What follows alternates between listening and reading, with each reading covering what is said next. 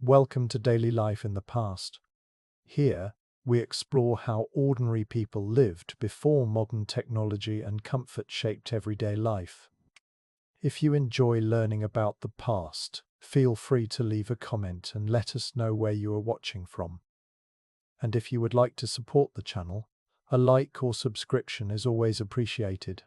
Daily life often felt slower in the past because the systems that moved people, messages, goods, and information were slower, less steady, and harder to coordinate. Many parts of life depended on daylight, weather, muscle power, and local customs. There were fewer tools to measure time precisely, fewer ways to travel quickly, and fewer systems that demanded exact scheduling. This did not mean people were lazy or that nothing happened. It means the limits of technology and organization shaped what normal pace could be. To understand why the past felt slower, it helps to separate two ideas. First is actual speed, how fast a person could travel, how fast a letter could arrive, how fast work could be done. Second is expectation, how quickly people believed things should happen, and what counted as being late. In many historical settings, actual speed was low, and expectations matched that reality. When expectations are lower, waiting feels normal rather than frustrating. When expectations rise, the same amount of waiting can feel intolerable. Before modern industry, most people lived in a world of short distances. Daily life was built around local travel, walking, riding an animal, or using simple carts. The average person's normal range was often limited to a village, a nearby town, or a local market. A trip of 10 or 20 miles could be a major event. If travel is slow, communities become more self-contained. You buy and sell locally, you work locally, you socialize locally, and you learn news locally. A smaller daily map naturally reduces the feeling of constant motion. Travel also depended on roads, terrain, and seasons. In many regions, roads were unpaved, muddy in wet weather, dusty in dry weather, and sometimes nearly impassable in winter. Even when stagecoach routes existed, they had limits.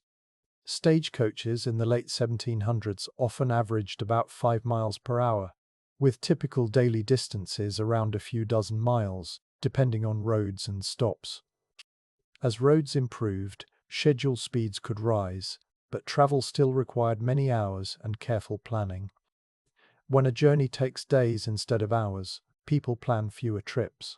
Fewer trips means fewer sudden changes in routine. The same idea applies to communication. For most of history, information moved at the speed of a person or an animal carrying it. News from another city arrived with travelers, merchants, officials, or letters. Even organized postal systems faced the same physical limits as travel. Weather delays, road conditions, and safety problems could interrupt delivery. In the late 1700s in Britain, mail carried by riders could take days between major towns and London, and delivery times were shaped by the realities of the road. If you know a letter will take days, you do not check for it every hour. You wait, and waiting becomes part of the rhythm of life. A major turning point came with telegraph systems. Before the electric telegraph, even fast messengers still needed travel time. Optical telegraph systems, like the French Chappe network, could send messages quickly under the right conditions, but they required lines of sight, staff towers, and clear weather. Electric telegraphy changed the basic rule of communication by allowing messages to move faster than physical transport. In the United States, the first major demonstration line opened in 1844, and wider networks grew quickly over the following decades. By 1861, a transcontinental telegraph connection linked the eastern and western United States, making near-instant messages possible across the continent. When information can move instantly, people begin to expect instant responses. That expectation itself speeds up daily life. Timekeeping is another key factor. In many pre-industrial settings, people tracked time by natural signs, sunrise, noon, sunset, church bells, or familiar daily tasks. Some communities had public clocks, and many households eventually had clocks and watches, but clock time did not always control every activity. Work was often task-based rather than strictly hour-based. A person might work until a job was done, or work intensely during harvest and less during other seasons. As industrial systems expanded, especially in factories, time became stricter. Employers needed workers to arrive together, machines to run on schedule, and output to be measured. Historians have described this shift as a move toward time discipline, where punctuality, schedules, and measured hours became central. In a factory system, being 5 minutes late matters more than in a task-based system, where the group can adjust more easily.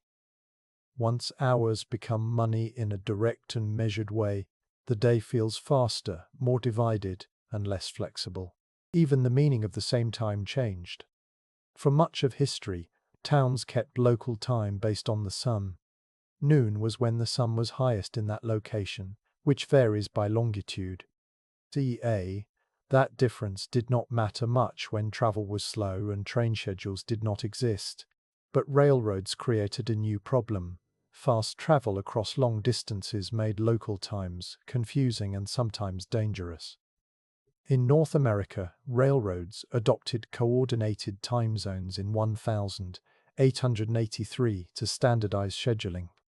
The YOU's federal government later formalized standard time zones in 1918. When large networks require shared time, daily life becomes more synchronized and more schedule-driven. Synchronization can feel like speed because it reduces slack and increases coordination demands. Lighting also shaped the pace of life. Before cheap electric lighting, nights were darker and lighting was expensive. Candles, oil lamps, and later gas lighting could extend work and social time after sunset, but they had limits. The light was dim compared to modern standards. The fuel had a cost, and the risk of fire was real. Many households used light carefully. If evening light is scarce, evening activities become shorter and more focused. People may go to bed earlier, not because they are less ambitious, but because the environment makes long nights costly. The cost of light mattered in a practical way. If getting good light for reading or fine work requires a meaningful amount of income, then fewer people will spend long hours on those activities after dark. Over time, new fuels and technologies lowered lighting costs dramatically. Kerosene lamps, gas networks in cities, and then electric bulbs expanded the usable day. When the usable day expands, more activities are packed into it, and the tempo of life increases. Daily work in the home also kept life on a slower cycle. Modern households often save time through appliances, pipes, and large-scale services. In the past, many basic needs required repeated manual labor. Water might have to be carried from a well or pump. Fuel for heat and cooking might need to be gathered or purchased and brought home. Cooking often required more time because it involved controlling fires, preparing ingredients from basic forms, and preserving food without refrigeration. Laundry is a clear example. Before washing machines and easy hot water, washing clothes was heavy labor. It often took an entire day or more, and it required planning, collecting water, heating it, soaking and scrubbing clothing, rinsing, wringing and drying. Because it was so demanding, it was commonly organized as a weekly wash day or handled in batches.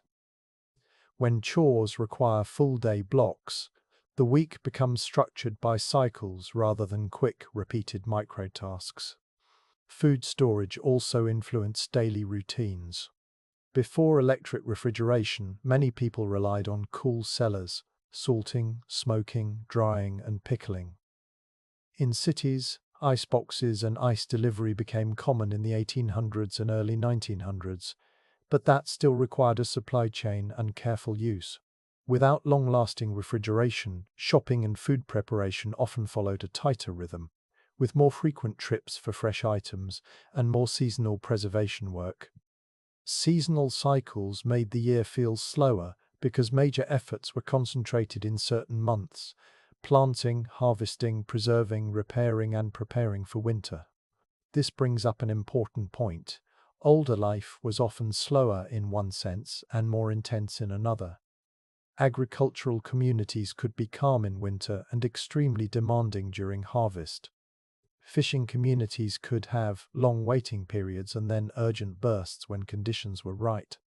In task-based systems, time was flexible but not empty. It simply moved in waves tied to nature. Health and medicine also affected pace. Without modern treatments, illness and injury could remove people from work for long periods. Recovery could be slower, and many conditions that are manageable today were more serious. This created built-in pauses in household production and community labor. At the same time, families and neighbors often had to absorb the workload when someone was sick, which could slow other plans. Another reason life felt slower is that fewer systems demanded immediate responsiveness. Today, many jobs and services run on rapid feedback loops. Messages arrive instantly, schedules update quickly, and problems must be addressed right away because other systems depend on them. In earlier periods, a delay of days might be normal. A merchant might wait weeks for a reply from a distant supplier. A government official might work through a chain of messengers. A family might wait months for a traveler's return. When the entire system moves slower, urgency decreases, not because people care less, but because urgency cannot reliably produce results. It also matters that information was less constant. Modern life includes continuous streams of news, entertainment, and updates. In earlier periods, people had fewer sources of new information each day. News traveled through conversation, letters, posted notices, sermons, and periodic printed material. In many places, the pace of updates was weekly or slower. When new information arrives less often, there is less pressure to react quickly. Population patterns contributed as well. In many rural settings, people had fewer daily encounters with strangers, fewer commercial choices, and fewer competing activities. This did not mean life was simple, but it often meant fewer rapid decisions. A person might have a small set of regular routes, regular relationships, and regular duties. Routine creates a sense of steadiness. Urban life could be faster than rural life, even in earlier centuries. Cities had markets, workshops, ports, and more frequent transactions. Yet even cities were limited by transport, lighting, and communication. A port city might feel busy when ships arrived and quieter when they did not. A market day could feel intense, followed by slower days. Much of the motion came in pulses. The shift toward modern speed happened through several overlapping changes. Faster transportation reduced travel time and expanded daily ranges. Railroads made long-distance movement more reliable and more scheduled. Telegraph networks reduced communication time and raised expectations. Factory systems imposed measured time and punctuality. Standard time zones made coordination across regions possible. Cheaper lighting and later electrification extended usable hours. Improved water systems, sanitation, and appliances reduced the time needed for basic household work. Each change removed a limitation that had previously forced life into slower cycles. Importantly, slower also meant less synchronized. When communities run on local time and local needs, each place has its own rhythm. When large systems connect places, rail networks, national markets, instant communication, rhythms begin to align. Alignment makes society more efficient but also increases the sense of constant movement, because events in one place quickly affect others. Expectations are the final piece. People in earlier periods generally built waiting into their plans. They expected delays and uncertainty. They wrote letters that covered many topics at once because they could not assume quick follow-up.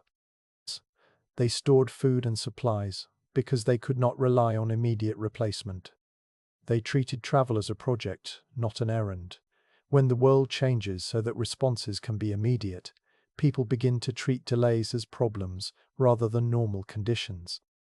So daily life felt slower because the physical world set lower speed limits. Distance mattered more. Darkness mattered more. Weather mattered more. Human labor mattered more. Time was often measured by tasks and natural rhythms instead of minutes. And because everyone shared those limits, people's expectations fit the pace. Understanding this difference helps explain why modern speed can feel both powerful and demanding. Faster systems give more options and more control, but they also create tighter schedules and higher expectations. Earlier life often moved at the pace of the road, the season, the sunrise, and the next delivery. Modern life often moves at the pace of the clock, the network, and the instant reply.